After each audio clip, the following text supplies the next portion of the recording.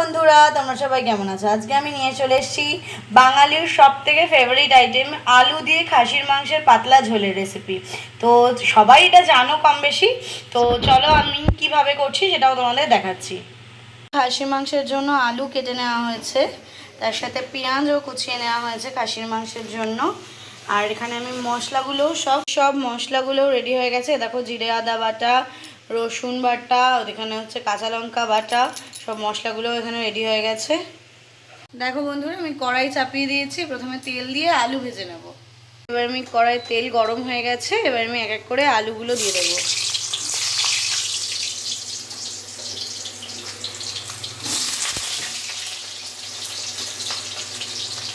আলুগুলোকে নুন আর হলুদ দিয়ে ভেজে নিতে হবে।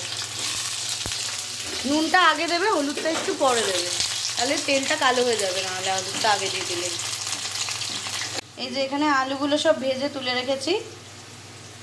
যে এবার আলুগুলো সব ভাজা হয়ে গেছে, এবার আমি মাংসের জন্য জিরে ফোড়ন দিয়ে দেবো।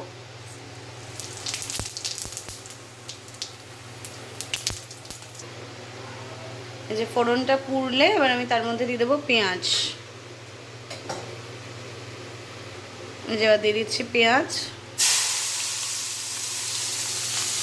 পেঁয়াজের মধ্যে দিয়ে দিচ্ছি অল্প নুন।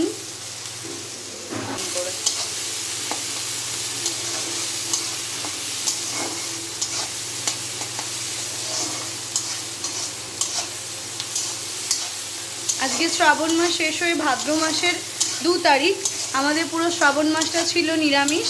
আজকে তাই আমাদের হচ্ছে মাটন রান্না।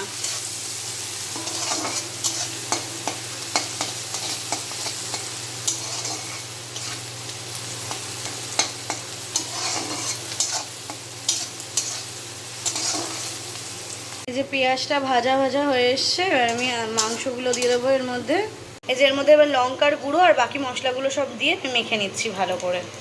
এই যে এবার ম্যারিনেট করা মাংসটা দিয়ে দিচ্ছি কড়াইতে।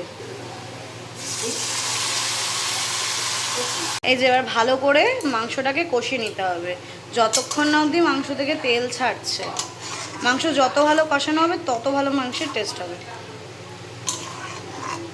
মাংসটা কষা হচ্ছে, দেখো কি টেম্পটিং লাগছে।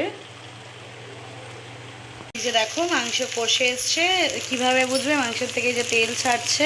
মাংস থেকে যখন তেল ছাড়বে তখনই বুঝতে পারবে যে মাংস মোটামুটি কষা হয়ে গেছে।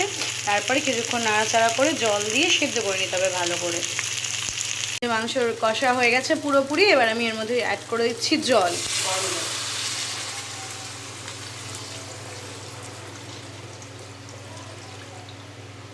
আচ্ছা, এবার এটাকে ভালো করে সেদ্ধ করে নিতে হবে।